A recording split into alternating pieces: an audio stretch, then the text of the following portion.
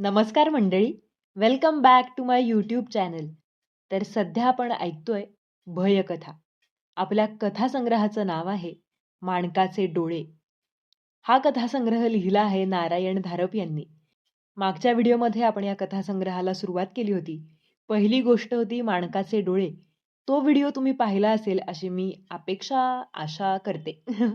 तर आजचा आपला हा आहे दुसरा व्हिडिओ आणि दुसरी कथा. आपल्या आजच्या कथेचं नाव आहे कवठीचे वळण. काही काही गावांमध्ये ना काही भयंकर गोष्टी अशा असतात की इथे जाऊ नका, इथे हे होतं, इथे भूत आहे, इथे हे आहे. पण ह्याच्यावरती खरंच काही लोक विश्वास ठेवतात का? आणि जे ठेवत नाहीत तर त्यांचं पुढे काय होतं?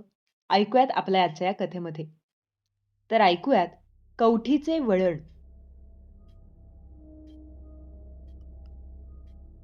गोडबोले, पाटील, भगत आणि मास्तर गावाबाहेरून परत येत होते. संध्याकाळची धूसर वेळ होती. हिवाळ्याचे दिवस. हवेत बराच गारवा आला होता. गावच्या आसपासच्या शेतांवरून व गावातल्या मोकळ्या जागांवरून अंधुकसे धुके तरंगायला लागले होते. एका बाजूचे आसपासच्या वाड्या वस्त्या धरून 2,500-3 हजारांचे गाव. अशा ठिकाणी आपल्याला मानवेल अशी सोबत नाहीच मिळाली तर जी मिळेल ती चालवून घेण्याचा माणसाचा स्वभाव बनतो. मास्तरांचेही बहुतेक तसेच झाले असावे. रेव्हेन्यूतला गोडबोले आणि भगत, पोस्टातला पाटील या 25च्या आतल्या पोरांशी त्यांनी एवढी सलगीची वागणूक ठेवलीच नसती. 5:15ला सारे मोकळे व्हायचे. मग कधी गावाबाहेर टेकडीवर फिरायला जा, कंटाळा आला तर ते तिघे राहत होते त्या जुन्या वाड्याच्या ओट्यावरच गप्पा मार. पगाराच्या दिवशी स्टँडवरच्या हॉटेलमध्ये काही खाणे पिणे कर, असा त्यांचा कार्यक्रम असायचा. लांबूनच त्यांना ताशाचा कडकड कडकड आवाज ऐकू आला. जवळजवळ येत पलीकडच्या गल्लीतून त्यांच्या मागे मागे गेला. मास्तर म्हणाले, देवीच्या देवळाकडे चाललेले दिसतात. आज काय विशेष बुवा? हे नेहमीच चालतं. कोणी झपाटल्यासारखं करायला लागलं की त्याला देवीच्या पायांवर घालतात. छे, 1960 मध्ये या गोष्टी हा? अहो, 1960 काय 2560 जरी झाले तरी त्यांचा या गोष्टीवरचा विश्वास ढळायचा नाही हा. भगत म्हणाला, का हो मास्तर, हे गाव खूप जुनं म्हणता ना? हो आहे, 600 वर्ष तर या नावानंच इथं आहे. मग इथं काय असले प्रकार नाहीत वाटतं? एखादा झपाटलेला वाडा वगैरे?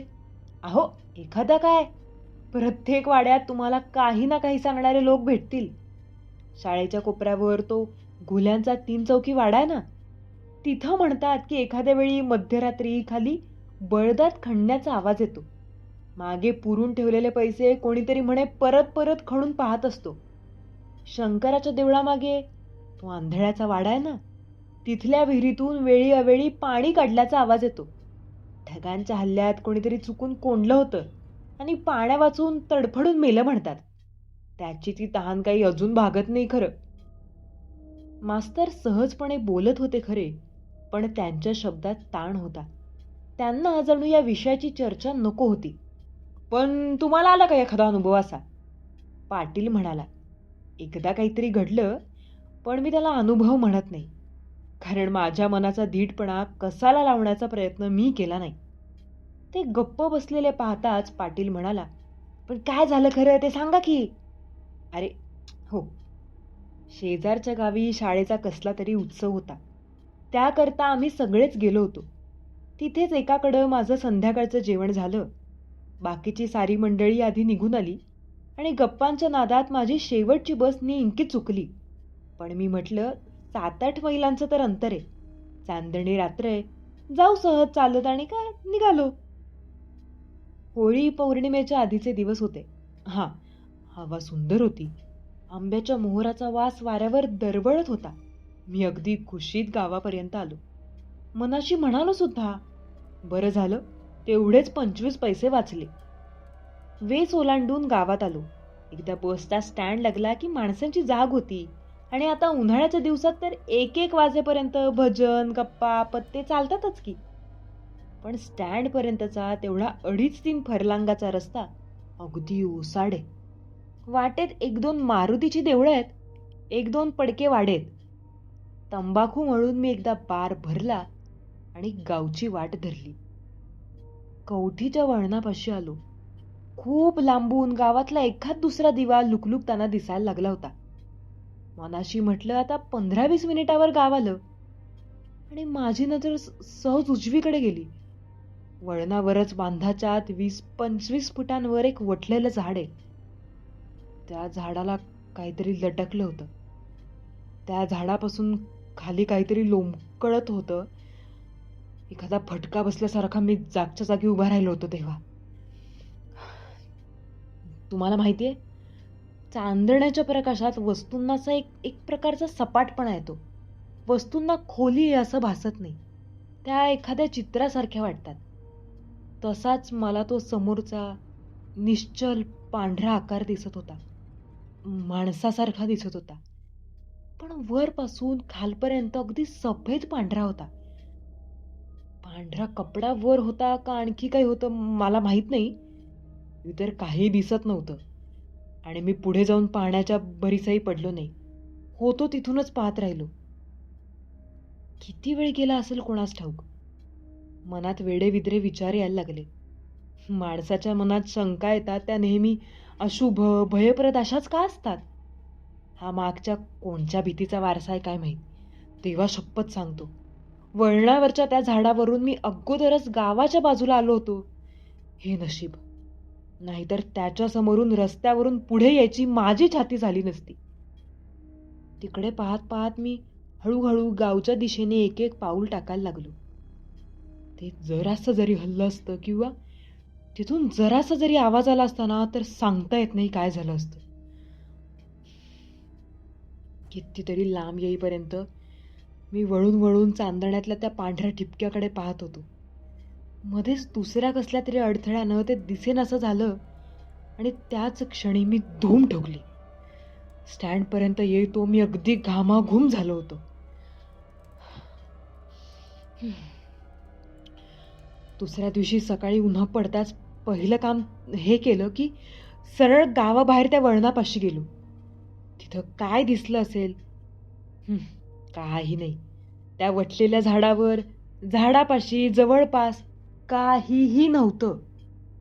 काय मास्तर, तुम्ही एवढे धीट म्हणिवता? भगत, मी धीट नाही हा. मी पुरा घाबरलो होतो. पण गावात काहीतरी चौकशी केली असेलच की. गावच्या एका बाईनं तिथं आत्महत्या केली असं सांगतात. कोणी सांगतात नवऱ्याशी पटत नव्हतं म्हणून, तर कोणी सांगतात नवऱ्यालाच तिचा संशय आला म्हणून. भगत परत म्हणाला, मग मास्तर पुन्हा एखादा चांदण्या रात्री का गेला नाही तो तिथं? कशाला? वेड लावून घ्यायला? अच्छा अच्छा. मास्तर तुम्ही केवढी संधी गमावली हो. पाटील, आमचे शिकायचे दिवस आता संपलेत. तुमचं मात्र वय अजून गेलं नाही. तुम्हाला हवं असेल तर खुशाल जा आणि पहा, छाती झाली तर वाटेल तेवढं संशोधन करा. मास्तर तुम्ही माझी थट्टा करता का काय? तुम्हाला असं वाटतं का मी तिथं जाणार नाही? पाटीलच्या खांद्यावर हात ठेवून मास्तर म्हणाले, पाटील तुमची थट्टाच करीत होतो मी, पण तुम्हाला भित्रे ठरवण्याचा माझा आशय अजिबात नव्हता. आणि माझी अशी खरी इच्छा आहे की कोणीच तिथे जाऊ नये, काहीही पाहण्याचा प्रयत्न करू नये. का हो? तिथं जर खरोखरच काही असेल, आहेच असं मी म्हणत नाही, पण जर असलंच तर ते निसर्ग नियमांच्या विरुद्ध आहे. ते आपल्या कोणाच्याही डोळ्यांसाठी नाही. जर काही असेल तर ते आपल्यासाठी नाही. पण तुम्हाला एखादा तर्कही नाही का करतायत की ते तिथं कशासाठी दिसत असावं? अहो आपल्याला नाही माहीत. स्वतःचा नाश केल्याबद्दल ही शिक्षा असेल, कोणी सांगावं? आयुष्याचा नाश हे कृत्य एखाद्या अत्यंत मूलगामी आधिस्थित नियमाचा भंग असेल, किंवा दुसऱ्या कोणाच्या हातून हे कृत्य झालं असेल तर त्याला स्वतःला त्याच्या बळीच्या रूपात वावरावं लागत असेल. पाटील मोठमोठ्याने हसला. मास्तर तुम्ही जवळजवळ माझी खात्री पटवत आणली होती. बॉश, तुम्हाला त्या रात्री एखाद्या कामगारानं झाडावर टाकलेला फडका दिसला असेल, नाहीतर फांदी मागचा एखादा पांढरा ढग तुम्हाला दिसला असेल. दोन्ही सूचना मास्तरांनी हातांनी फटकारून लावल्या. पाटील, मी जे पाहिलं त्यावर चर्चा कशाला? आणि खरोखरच त्यात आणखी काही शोधत बसण्याची माझी इच्छा नाही. पण मास्तर, हे केव्हा झालं? 2च्या वर वर्ष होऊन गेली. आणि तिथे जे काय घडलं होतं ते केव्हा झालं? झालं असेल त्या आधी 3-4 वर्ष. हा, म्हणजे 6-7 वर्षांपूर्वी झालं असं म्हणा ना. होय. पाटील, तुमचा काय विचार आहे? मला वाटलंय का एकदा जाऊन पाहावं की. काय रे, तुमच्यापैकी कोणाची आहे का यायची तयारी? गोडबोले हुडहुडी भरल्यासारखे करून म्हणाला, या थंडीच्या दिवसात नाव सोड, त्यापेक्षा गावातल्या गावात शोध कर की. ते कुठे बळदात खणतात तिथे जाऊन बस, नाहीतर त्या कोणत्या विहिरीपाशी रे. पाटील भगतकडे वळला. काय रे भगत, तू पण असा भित्रा भागूबाई निघणार का? मास्तर म्हणाले, तुम्हाला हा नसता उपद्व्याप कोणी सांगितलाय? मी तुम्हाला काही सांगितलं ही चूक केली असं वाटायला लागलंय मला. मास्तर, आता आम्ही पाहतो काय ती, निदान मी आणि भगत तरी पाहतो. हा गोड बोल्या तरी येत नाही. जरासे रागाने मास्तर म्हणाले, खुशाल जा, पण या गोष्टी एखाद्या वेळी धोक्याच्या असतात. जोपर्यंत प्रत्यक्ष तुमचा त्यात संबंध आला नाही तोपर्यंत तुम्हाला त्यात ढवळाढवळ करण्याचे काहीही कारण नाही. पौर्णिमेला 7-8 दिवस अवकाश होता. ते दिवस पाटीलला कसे गेले हे काही तो कोणाजवळ बोलला नाही. भगत मात्र अधूनमधून अस्वस्थ होत होता आणि ते त्याने गोडबोलेजवळ बोलूनही दाखवले. अखेर चतुर्दशीची रात्र त्यांनी ठरवली. त्या रात्री खानावळीत जेवताना थट्टा करायचा एकही चान्स गोडबोलेनं सोडलेला नाही. धोंड्या, भगतला एक आणखी चपाती घाल रे. कदाचित उद्या तो तुझ्या खास चपात्या खायला येणार नाही बघ. काय भगत साहेब, काय टूर वगैरे आहे काय? धोंड्या, त्याची टूर आहे पण साधी सुधी नाही. ए गोडबोल्या, पुरं म्हणतो ना. पाटील काही बोलत नव्हता, गप्प होता. भगतला ते आवडत नसावे असे वाटत होते. गोडबोले शेवटी म्हणाला, ऑल राईट, आता थट्टा नाही. तुम्ही काय करायचं ठरवलंय? नुसते तिथं जाऊन येणार आहात की थांबणार आहात? आणि थांबणार असलात तर किती वेळ? मध्यरात्रीपर्यंत की कोंबडा आरवेपर्यंत? पाटीलने याचा विचार केलेला नसावा. तो जरा थांबून म्हणाला, आम्ही थांबणार आहोत, काय दिसेपर्यंत किंवा फाट होईपर्यंत, जे आधी होईल तोपर्यंत. बरोबर सतरंजी घ्या, एखादा रग घ्या आणि थर्मासमध्ये चहा घ्या. निघताना ते मास्तरांना भेटायला गेले. तर मग तुम्ही विचार बदलला नाही आपला. ठीक आहे, पण पाटील, भगत दोघेही ऐका. काही जर विचित्र दिसायला लागलं किंवा भीती वाटायला लागली तर परत या बरं का. दोघे काही बोलले नाहीत. 10च्या सुमाराला गोडबोलेने बराच चहा बनवला. सर्वांनी कप कप घेतला आणि बाकीचा थर्मासमध्ये भरला. सतरंजीची वळकटी व रगाची घडी खांद्यावर टाकून दोघे निघाले. दाराजवळच्या ओट्यावर उभा राहून ते दिसेनासे होईपर्यंत गोडबोले त्यांच्या पाठमोऱ्या आकृतीकडे पाहत होता. थंडीचे दिवस, गावात सामसूम झाली होती. नावाला सुद्धा कुठे जाग दिसत नव्हती. बंद खिडक्यांच्या फटीतून कुठे एखाद दुसरी प्रकाशाची चीर दिसत होती, तेवढीच काय ती. बाकी सर्वत्र शुकशुकाट.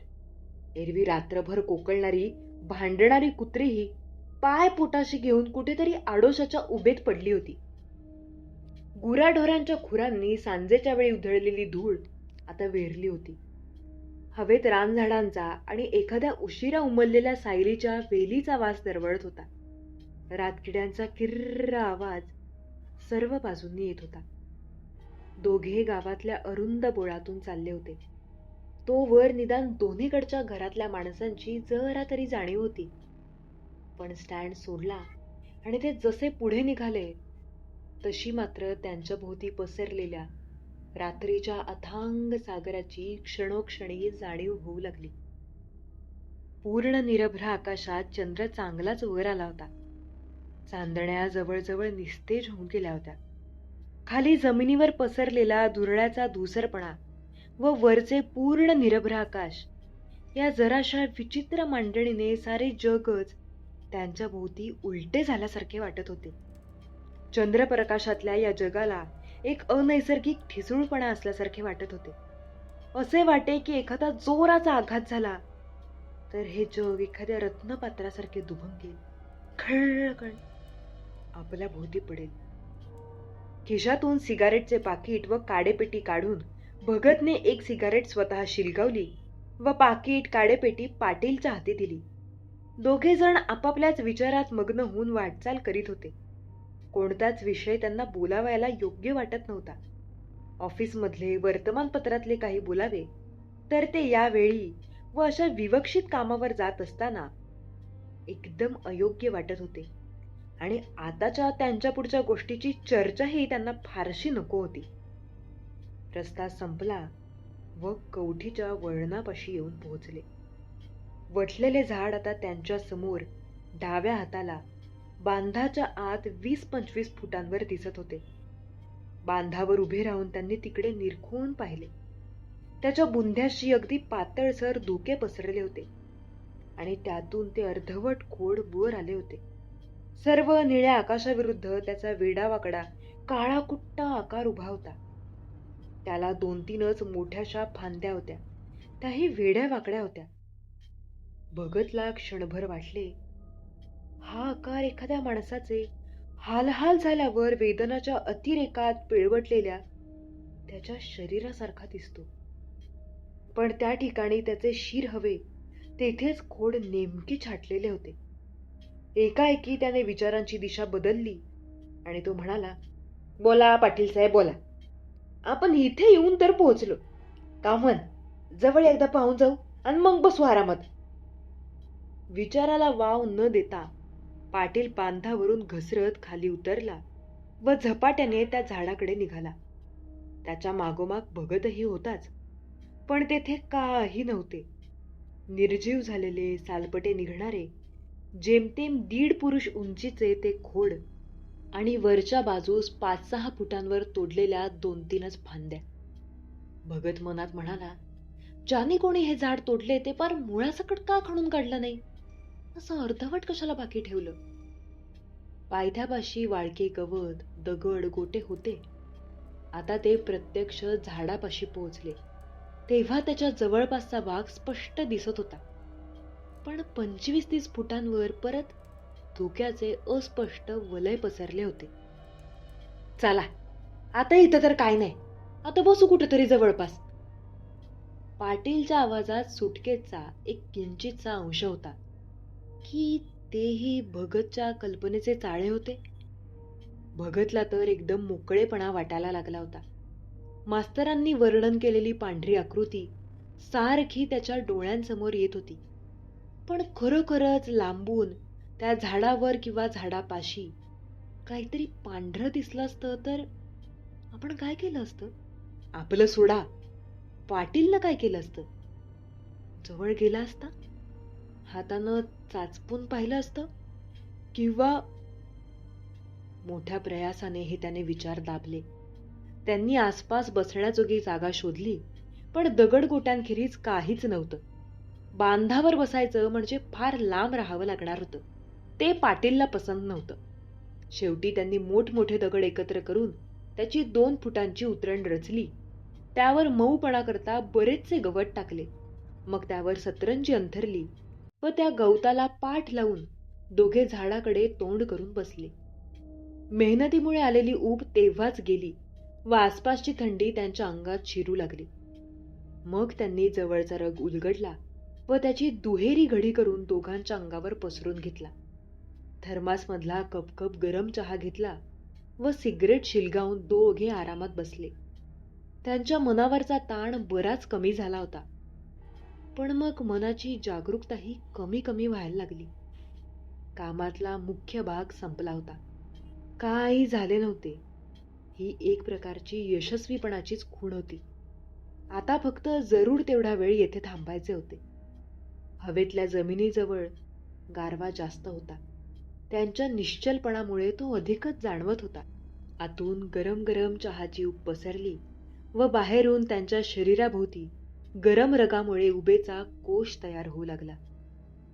दिवसभराच्या कामाने व रात्रीच्या जेवणानंतरच्या 1.5-2 मैलांच्या रपेटीने थकलेले भगतचे शरीर त्या उभेत हळूहळू विसावू लागले. कळत न कळत त्याच्या डोळ्यांवर झोपेची झापड येऊ लागली. अत्यंत प्रयासाने तो डोळे उघडे ठेवण्याचा प्रयत्न करीत होता, पण शिशाची वजने लावल्यासारखा भारावलेल्या पापण्या परत परत खाली येत होत्या. समोरच्या वेड्यावाकड्या खंडित आकारावर त्याने नजर एकाग्र ठेवण्याचा प्रयत्न केला, पण जाग आणि झोप यांची सारखी गल्लत होत होती. त्याच्या नजरेसमोर तो आकार विरघळत होता, दुसरेच रूप धारण करत होता. आणि दचकून त्याला एकदम जाग आली की चोरट्यासारखा परत आपल्या मूळ विकृत रूपात तसाच स्तब्ध उभा राहत होता. भगतला अधूनमधून कळत होते की आपल्याला एखाद दुसरी डुलकी येते आणि त्यात हे दिसतंय. एकाएकी त्याला उजवा पाय गार पडल्यासारखा वाटला. हा काही झोपेतला भास नव्हता. इतका वेळ उभेत असलेला पाय आता उघडा पडला होता. त्याचे मन भीतीने खडबडून जागे झाले. भगतने सर्व हालचाल थांबवली व काय होत आहे याची वाट पाहत श्वास रोखून तो तसाच निश्चल बसून राहिला. पुन्हा ती हालचाल झाली, बारीकशी पण खात्री देणारी. त्याच्या पायावरचा रग डावीकडे पाटीलकडे ओढला जात होता. अगदी काळजीने डोळे जेमतेम किलकिले करून त्याने पाटीलकडे तिरकस पाहिले.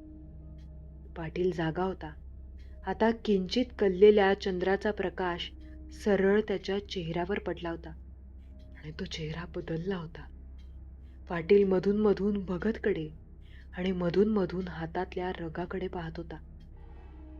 तसूने तो भगतच्या अंगावरचा रग ओढून घेत होता. भगतला जाग आली का, त्याचे लक्ष गेले का, हे मधून मधून पाहत होता. पण त्याच्या चेहऱ्यावर एक विलक्षण भाव होता. एक प्रकारचे वेडपट समाधान, एक प्रकारची अर्धवट समजणारी अभिलाषा. नक्की काय होत होते ते भगतला समजले नाही. पण जी कल्पना आली ती चांगल्या गोष्टीची नव्हती. भगतने शांत बसून काय होते ते पाहायचे ठरवले. तो अस्वस्थ झाला होता, पण त्याची उत्सुकताही तीव्र झाली होती. झोपेत असल्यासारखे त्याने आपले शरीर सैल केले, ढिले सोडले. पायाखाली दुमडलेला रग आता पुरता निघून आला. पण पाटीलच्या पुढच्या कृत्याने मात्र आपल्या बाजूची दोन्ही टोके एकत्र करून पाटील हलके हलके, अगदी आवाज होऊ न देता, शक्य तेवढ्या चोरट्या हालचालीने रगाची एक उभी आठघडी करीत होता. मग त्याने त्याला पीळ घालून त्याची लांबच लांब जाड दोरीचा विचार येताच भगतचे सर्व अंग शहारले. हा प्रसंग येथेच थांबवला पाहिजे. त्याने शेवटचे एक वार पाटीलकडे पाहिले. त्या डोळ्यात आता एक नवीनच चकाकी आली होती. मधून मधून जीभ ओठांवरून फिरू लागली होती. एकदम हुडहुडी भरल्याचा आवाज करून भगत उठून बसला. पाटीलकडे न पाहता तो मोठ्याने म्हणाला, "अरे, माझ्या अंगावरचा रग काय झाला? हे काय रे?" काही न बोलता त्याने पाटीलच्या हातातला रग हिसकावून घेतला व परत घडी करून दोघांच्या अंगावर पसरला. पाटील काही बोलला नाही. त्याने हातातला रग घट्ट धरण्याचाही प्रयत्न केला नाही. एक क्षणभर भगतला त्याच्या चेहऱ्यावर सुटकेची आणि निराशेची अशी संमिश्र भावना दिसली. पण मग लागलीच पाटीलचे डोळे मिटले व तो निश्चितपणे पडून राहिला. पाटील जागा तरी होता का? का झोपेतच होता? का? नको, तिसऱ्या शक्यतेचा विचारच नको. निदान आता तरी नको. पण तो काय करीत होता? रगाची अशी लहानशी उभीच्या उभी एखाद्या जाड दोरखंडासारखी वळकटी कशासाठी करीत होता? भगतच्या डोळ्यासमोर निरनिराळ्या शक्यतांचे रानचे रान उठले. एकापेक्षा दुसरी जास्त भयंकर होती. आणि त्यात पाटील नुसता झोपेतच होता का, या शंकेची भर पडली. रग हिसकावून घेतल्यावर पाटील रागावला नव्हता, आश्चर्यचकित झाला नव्हता किंवा ओशाळल्यागतही झाला नव्हता. एकदम झोपी गेला होता. पण ती सुटकेची आणि निराशेची क्षणभराची नजर, कशापासून सुटका आणि काय न जमल्याची निराशा? भगतला आपले सारे अंग आता खरोखरच हुडहुडी भरल्यासारखे थरथरते असे वाटले. पुन्हा हे असे होऊ देता उपयोगी नाही. खरे म्हणजे हाती रगच देता उपयोगी नाही. त्याच्या जवळून तो हलके हलके काढून घेतला पाहिजे. त्याची लहानात लहान घडी करून त्याच्या आवाक्याबाहेर ठेवला पाहिजे, लांब नेऊन ठेवला पाहिजे.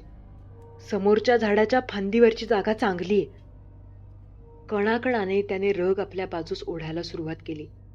पाटील जागा होतो की काय, इकडे त्याचे अगदी बारीक लक्ष होते. आधी एका बाजूस व मग दुसऱ्या बाजूस असा ताण देऊन त्याने सगळा रग आपल्या बाजूस खेचून घेतला. बस, आता फक्त त्याची एक गुंडाळी करायची आणि हलकेच जाऊन त्या झाडाच्या फांदीवर नेऊन ठेवायची.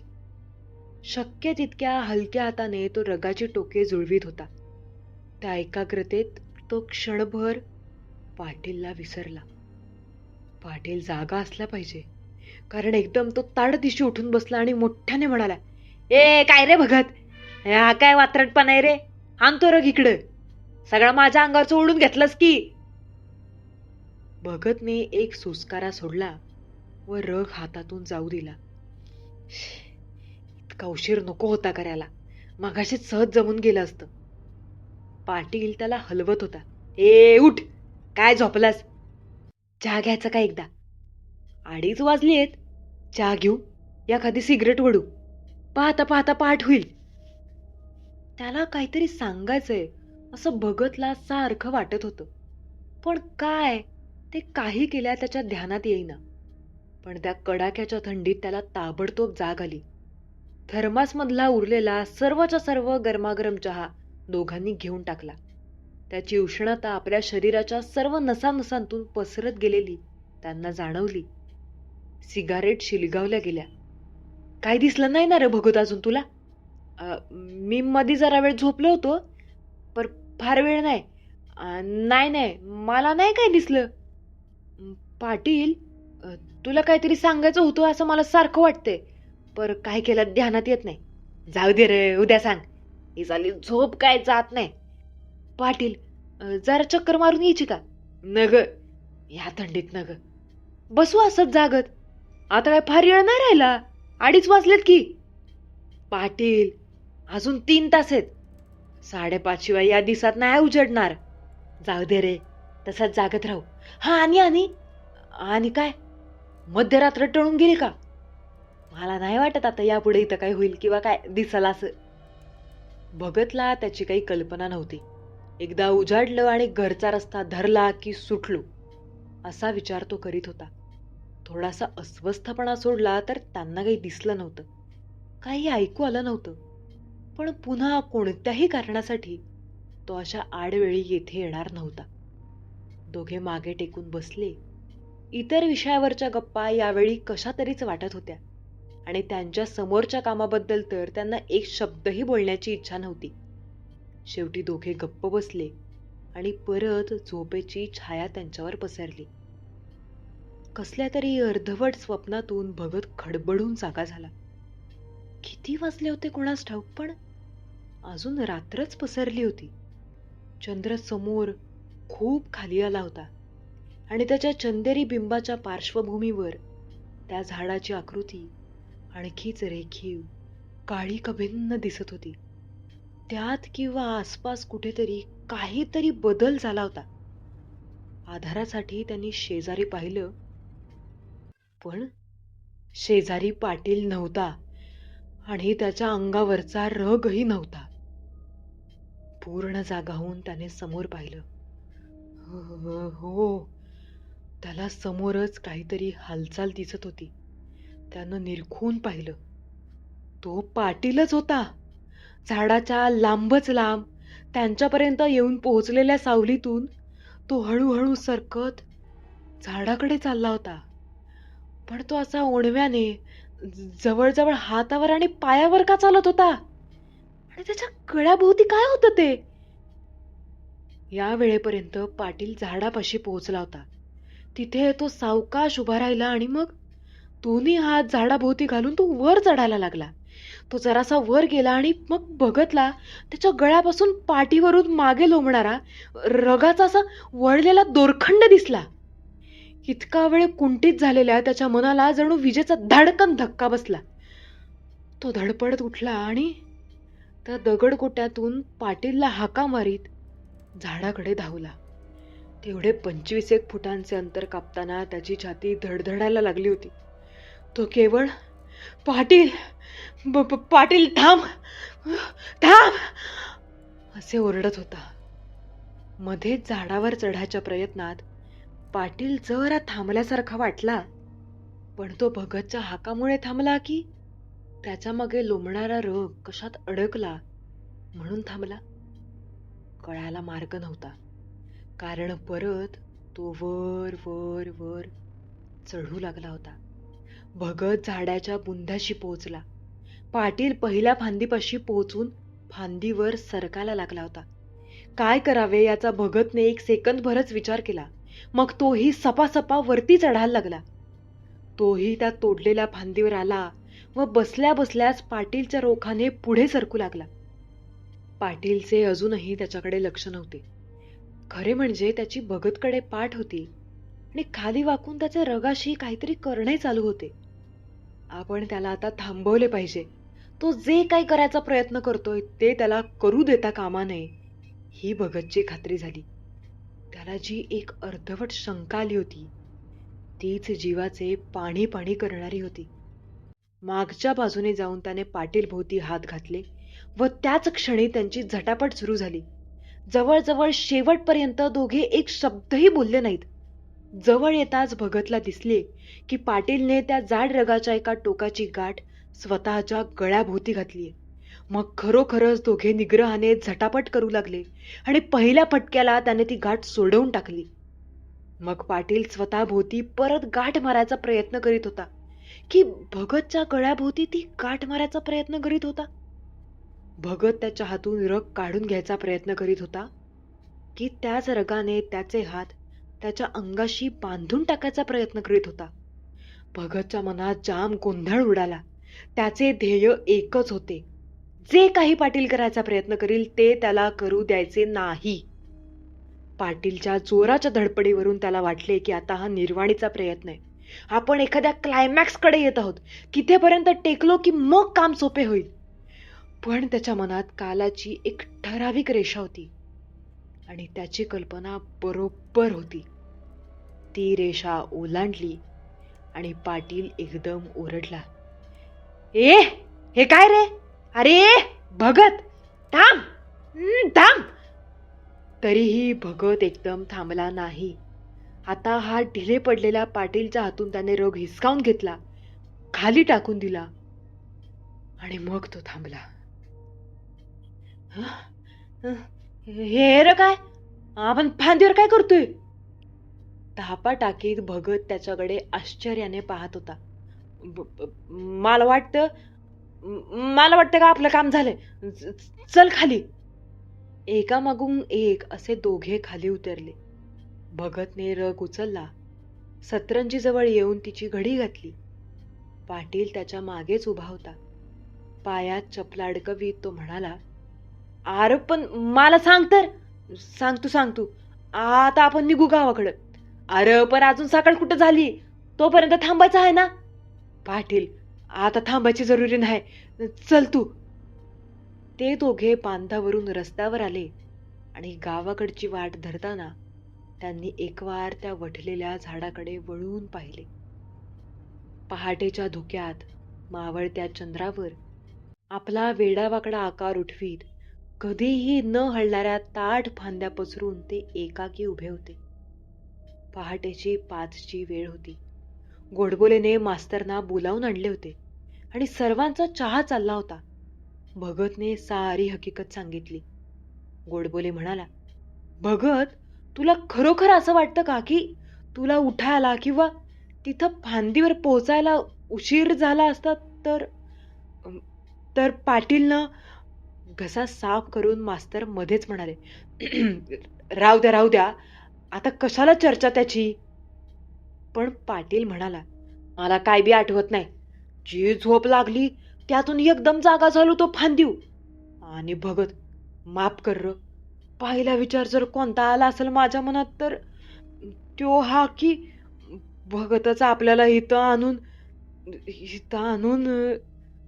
भगत रागावला नाही, उलट मान हलवून म्हणाला, हेच मी मागाशी म्हणालो होतो.